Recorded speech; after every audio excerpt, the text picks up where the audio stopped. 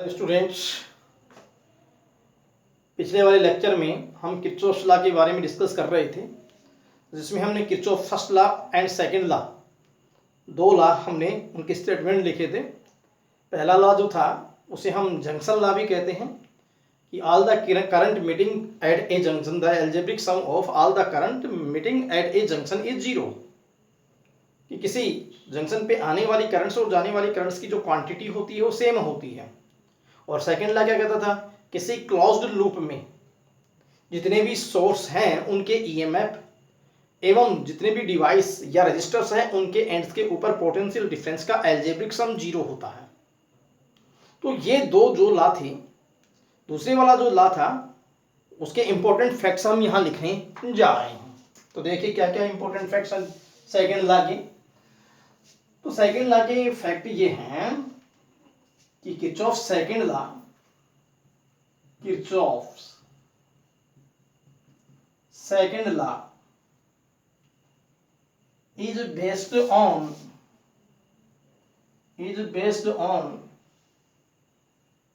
conservation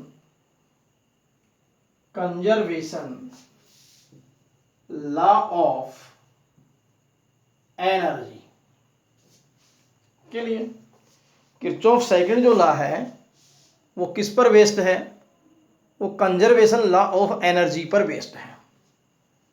ठीक है। Now next हमारे पास में क्या है कि साइन कन्वेंशन कैसे लिए। तो सेकंड लॉ की साइन कन्वेंशन कैसे हैं, तो फिर वो साइन कन्वेंशन मैं बता रहा हूं, फिर उसको हम एक एग्जांपल से उस साइन कन्वेंशन को क्लियर करेंगे। तो पहला ये है to choose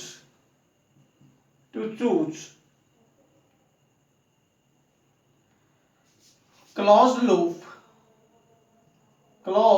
loop clockwise or anti-clockwise. To choose closed loop clockwise या एंटी क्लॉकवाइज, कि हमें एक क्लोज्ड लूप को चूज करना होता है जिसमें चलने की डायरेक्शन आपके पास में दो हो सकती है, क्लॉकवाइज हो सकती है या एंटी क्लॉकवाइज हो सकती है। क्लियर। सेकंड, तो जब हमारे पास में चलने की डायरेक्शन जो है वो क्लॉकवाइज या एंटी क्लॉकवाइज हो, लेकिन किसी क्लोज्ड लूप में कुछ डिवाइस होंगे, रेजिस्टेंस होंगे, बैटरी होंगी, उनका ईएमएफ होगा। तो जो रेजिस्टर्स होंगे उनके एंड्स के ऊपर पोटेंशियल डिफरेंस और जो बैटरी होंगी उनके एंड्स के ऊपर जो है वो ईएमएफ। लेकिन कौन सा पोटेंशियल डिफरेंस पॉजिटिव, कौन सा नेगेटिव, कौन सा ईएमएफ पॉजिटिव, कौन सा ईएमएफ नेगेटिव लिया जाए, ये हम कैसे पता करेंगे, तो वो बात हमारे पास में आगे आ रही है। देखिए, यदि हम किसी क्लोज्ड लूप में चलने की direction, travelling direction and current direction same है, और फिर यहां आपका जो सामना है वो किसी रजिस्टर से होता है, तो ये आपकी जो है वो करंट डायरेक्शन है और यही आपकी चलने की ट्रेवलिंग डायरेक्शन है, टीडी है, TD. In this situation resistor R, इसके एंड्स के ऊपर जो पोटेंशियल डिफरेंस होगा आई आर, वो नेगेटिव लिया जाएगा माइनस आई आर। तो ये पहला सिस्टम हो गया। सेकंड वाले में क्या है कि यदि आपकी ट्रेवलिंग डायरेक्शन और करंट डायरेक्शन यदि अपोजिट है, फॉर एग्जाम्पल ये हमारे पास में कोई रजिस्टर है और ये करंट डायरेक्शन है और ये ट्रेवलिंग डायरेक्शन है। अब इन दिस सिचुएशन इसका रेजिस्टेंस आर है तो पोटेंशियल डिफरेंस आई आर होगा, but this potential difference will be taken as positive. इसको पॉजिटिव लेंगे, ट्रेवलिंग डायरेक्शन ऐसे और करंट डायरेक्शन अपोजिट है, तो फिर ये पॉजिटिव हम आई आर लेंगे, तो plus I R, plus I R. Now next पर आते हैं। यदि हम किसी क्लोज्ड लूप में चल रहे हैं तो ये हमारी ट्रेवलिंग डायरेक्शन है, और चलते हुए हम बैटरी के पॉजिटिव टर्मिनल, चलते हुए हम बैटरी के पॉजिटिव टर्मिनल पर जा करके और नेगेटिव टर्मिनल से बाहर निकलते हैं, तो इन this situation EMF of this battery और सोर्स टेकन एज नेगेटिव, यदि पॉजिटिव से चल करके हम नेगेटिव पे बाहर निकल रहे हैं तो नेगेटिव ही रहेंगे माइनस ई। नेक्स्ट, यदि हमारी जो है ट्रेवलिंग डायरेक्शन ऐसे है कि हम चलते हुए और बैटरी के नेगेटिव टर्मिनल से इंटर करके और पॉजिटिव टर्मिनल पर हम बाहर निकल रहे हैं, तब इसका ईएमएफ पॉजिटिव ही रहेगा, तो प्लस ई रहेगा। तो देयर आर ये जो 5 साइन कन्वेंशन पॉइंट्स हैं जिनके बेस पर हम जो है किसी सर्किट को जो है उसमें उसका एनालिसिस हम कम कर सकते हैं। तो पता लग गया होगा यहाँ पर कौन कौन से पॉइंट है, कब माइनस आई आर होना है, कब प्लस आई आर होना है, कब माइनस ई होना है, कब प्लस ई होना है। ठीक है, अब इसे हम एक एग्जांपल लेकर के हम सॉल्व करेंगे। तो कैसे, देखिए एग्जांपल हम लेते हैं, इनको थोड़ा सा मैं पास लिख देता हूं यहाँ। ये आपके पास में माइनस आई आर था, this is plus I R, this is minus E, this is plus E. So we take an example in which we use this sign convention. Suppose this is a resistor which is connected with a battery of EMF E. Plus minus, this is R and flowing current is I. And we take loop as A, B, C, D. This is a closed loop. Current flowing is I. Now, by using Ohm's law, what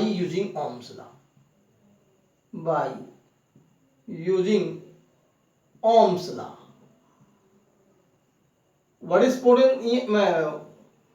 By using Ohm's law, we can write as E equal IR. Clear? But this result can be written by using Kirchhoff's law. Kirchhoff's law का use करके भी हम इसको लिख सकते हैं। कैसे, देखिए, इन क्लोज्ड लूप। अब सबसे पहली बात क्या है, to choose closed loop, clockwise और एंटी क्लॉकवाइज। तो आप A B C D A, this is clockwise direction, ये भी चुन सकते हो, और closed loop A D C B A भी चूज कर सकते हो। क्लियर? तो ये आपकी रिजल्ट पर कोई इफेक्ट नहीं होगा। मैंने चलने की डायरेक्शन ये ले ली, ए बी सी डी ए, तो in closed loop A B C D A by using K S L, Kirchhoff second law का यूज करें। चलें शुरू करते हैं ए से। कितनी करंट जा रही है, आई। कितना पोटेंशियल डिफरेंस हुआ, आई आर। आई आर हुआ तो पॉजिटिव लिया जाएगा या नेगेटिव। करंट की डायरेक्शन ए टू बी, चलने की डायरेक्शन भी हमारे पास में इस तरीके से, तो ए टू बी। तो हम क्या कहेंगे, both are in positive sense, both are in same direction. In this situation we take minus I R, so this will be minus. कहां पर पहुंच गए, बी पर। कहां पर पहुंच गए, सी पर। अब वी इंटर, कहां से इंटर करते हैं, माइनस, एंड कहां पर बाहर निकलते हैं, पॉजिटिव। तो जब हम चलने की डायरेक्शन ऐसी है कि हमारा सामना किससे हुआ, नेगेटिव टर्मिनल से, और हम कहां बाहर आए, पॉजिटिव टर्मिनल पे बाहर आए। तो यदि हम नेगेटिव टर्मिनल से चल करके पॉजिटिव पर बाहर निकले, इन this situation EMF will be positive, so EMF ई कहां पर पहुंच गए, डी पे। अगेन ए पे क्लोज्ड लूप प्रेस हो गया, so this will be zero. We can write E equal I R. It means by using Kirchhoff's law, result will same as Ohm's law. We take loop ABCDA, but think if we choose closed loop ADCBA, so what will be result in this situation? Then the traveling direction will be as ADCBA. So in closed loop ADCBA, ADCBA, start। from A. So we come from A to D and we go from D to C. Then positive to negative. So EMF of this cell will be negative minus E. Clear? Now we reach at C after B. But what is potential difference across this resistor? IR. But traveling direction and current direction. This is traveling direction, this is current direction. Both same.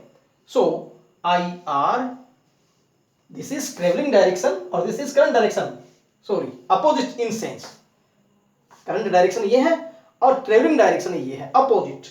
तो in opposite sense, IR is taken as positive. So this will be plus IR, which is equal to 0, minus E equal minus IR. So E equal IR. Minus minus plus. So we can say that there is no effect of traveling direction. Travelling direction का कोई effect नहीं होता. देखिए result Kirchhoff law से भी E equal IR आ रहा है जब आप कैसे चल रहे हैं, क्लॉकवाइज. जब आप एंटी क्लॉकवाइज चल रहे हैं तो भी रिजल्ट आपके पास में E इक्वल IR ही आ रहा है. इसका मतलब किसी क्लोज्ड लूप में चलने के लिए डायरेक्शन जो है वो आप कैसे भी चूज कर सकते हैं, रिजल्ट पर कोई इफेक्ट नहीं होगा. तो ये हमारे पास में हुआ किरचॉफ जो है वो सेकंड लॉ का जो साइन कन्वेंशन और उनकी जो है किस तरीके से हम उसका साइन कन्वेंशन को हम यूज कर सकते हैं. Now we take an example which is 6.2. तो what is example? Look here.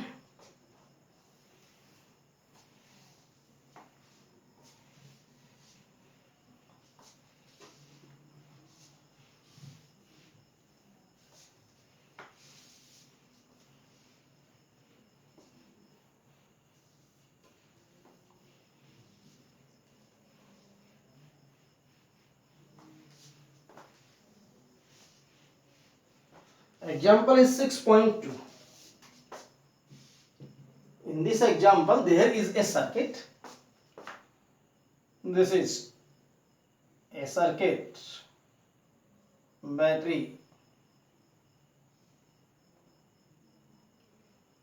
This is a resistor.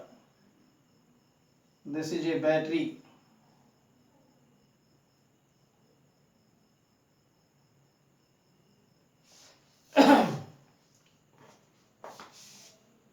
This is a 14-volt battery.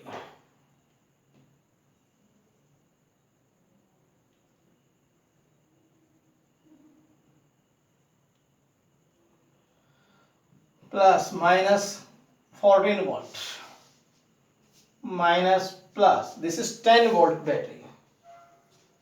10 volt. And there is a resistor.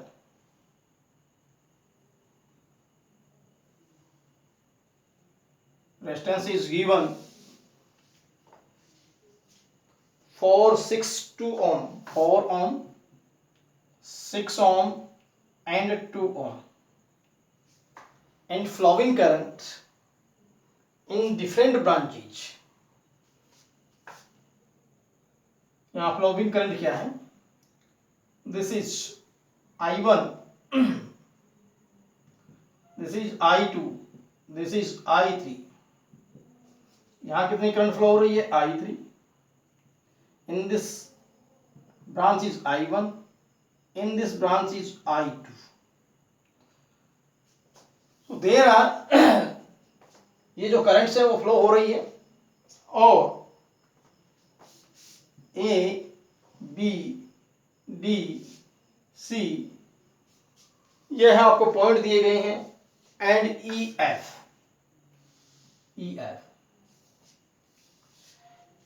But in this closed circuit, we have to find out values of current in different branches. जो different branches में जो current flow हो रही है उनकी value हमें find out करनी है और वो भी किसकी हेल्प से? वो भी हमें किरचॉफ्स लॉ की हेल्प से. तो हम सबसे पहले पॉइंट सी के लिए किरचॉफ्स लॉ को अप्लाई करते हैं। तो फिर by using Kirchhoff's first law और junction law at point D, point D के लिए हम जो है वो किरचॉफ्स लॉ को अप्लाई करते हैं।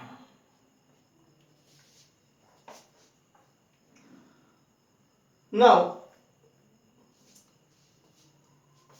incoming current I1 and I2 and outgoing current is I3. So incoming current is equal to outgoing current. So we can write I1 plus I2 equal I3 at point C. This is equation first. Now we take closed loop. This is first closed loop ABDCA. In closed loop ABDCA. Second, you can take ECDFE. चलने की direction जो है आप कैसे भी रख सकते हैं, उसके लिए हम जो है वो इंडिपेंडेंट है। तो फिर मैं चलने की डायरेक्शन जो है वो इस ABDC ए के अंदर ये चलने की डायरेक्शन इस तरीके से रख लें।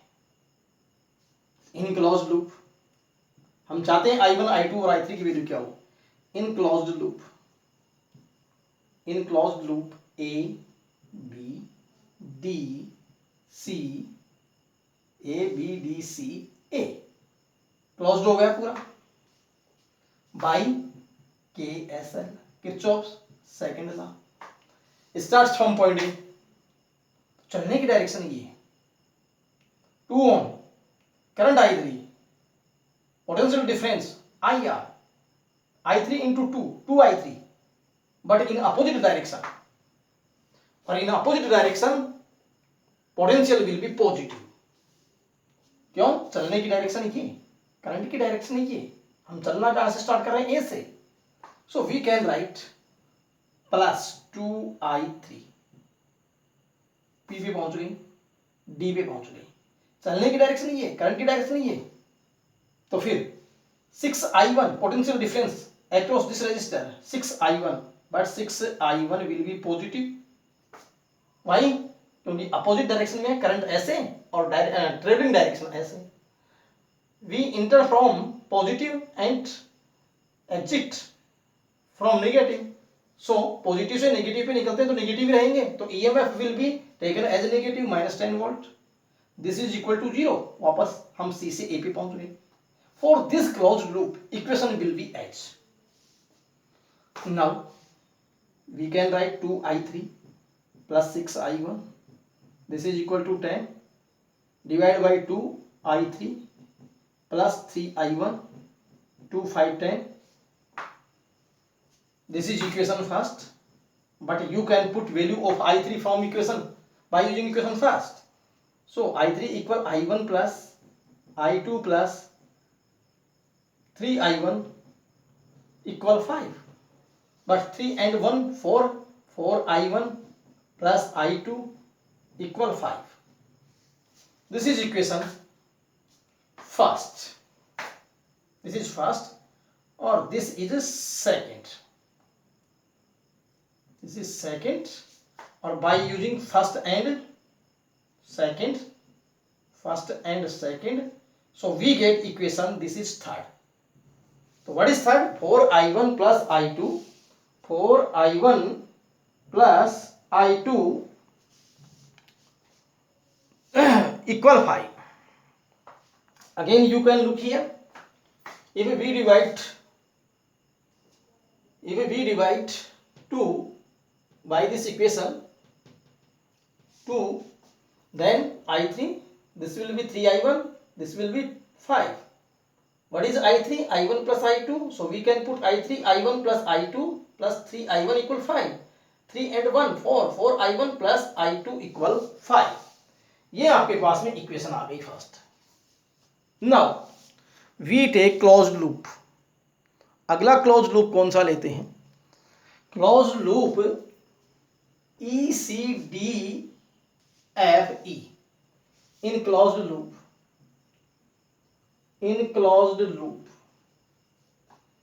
ई C D E C D F E, तो ई से शुरू किया, E C D F E. In close loop E C D F E, start from E. So ये चलने की डायरेक्शन और ये करंट की direction opposite, so there will be 4I2 potential difference 4I2। Negative से चल करके पॉजिटिव पे निकलेंगे, पॉजिटिव रहेंगे, दिस इज 10। क्लियर? यहां चलने की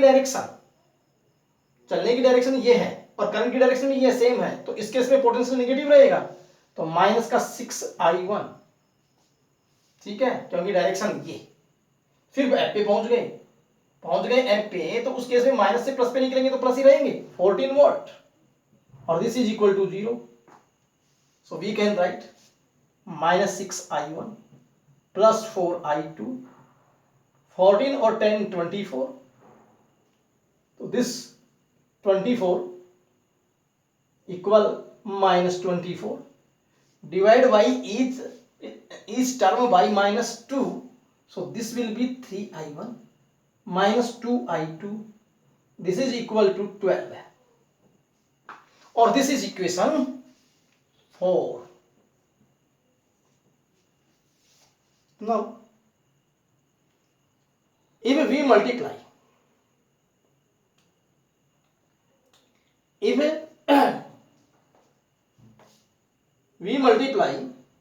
इक्वेशन 3 बाई 2, इक्वेशन 3 को 2 से मल्टीप्लाई कर दें और उसको 4 में ऐड कर दें, तो 3 इक्वेशन को 2 से मल्टीप्लाई कर दिया और कितने में ऐड किया? 4 में। तो if 2 multiply by 3 and plus 4, क्योंकि ये आपके पास में इक्वेशन 3 और इक्वेशन जो 4 है वो आपके पास में जो है वो 2 वेरिएबल इक्वेशन हो गई, जैसे कि 10th लेवल पे एक्स वाई वाली इक्वेशन होती थी उसी तरीके से। तो मैं 3 को 2 से मल्टीप्लाई करता हूं, तो 4 2 जा 8I1 plus 2I2 plus 2I2, 5 2 जा 10, दिस इज 10। उसको किस में ऐड कर दूं? 4 में। तो 4 में ऐड करता हूं तो 3I1, this is minus 2I2, this is 12। Add करेंगे तो इन this situation this is cancel out, 11I1 equal 22, और I1 इक्वल 22 ओवर 11, 11 2 जा 22, सो I1 equal 2 ampere.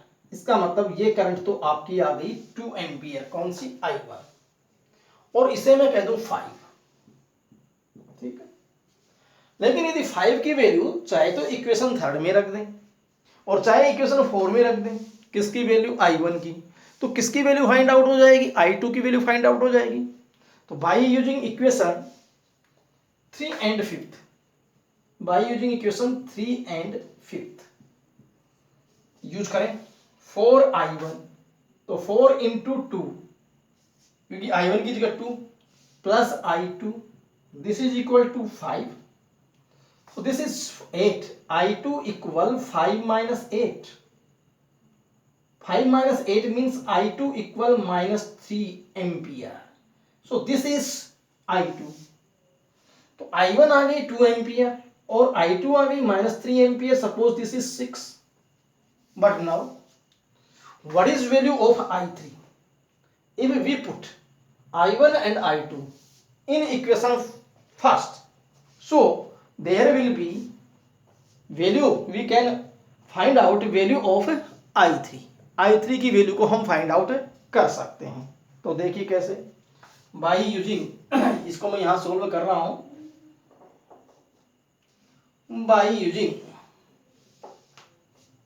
First 5th and 6th, first 5th and 6th,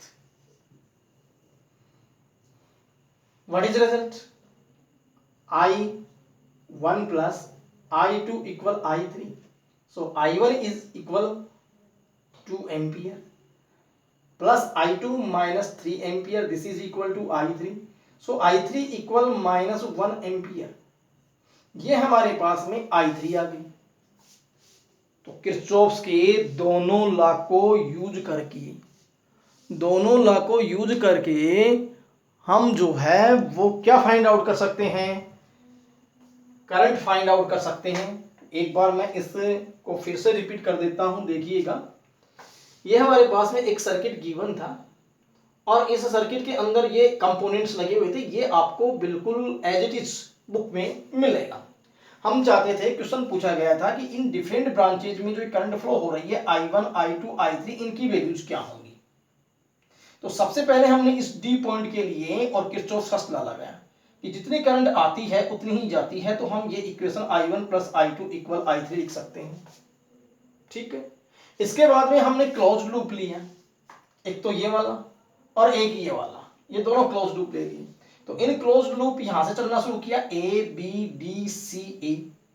तो ABDCA तो हमारे चलने की direction anti clockwise fix हो गई.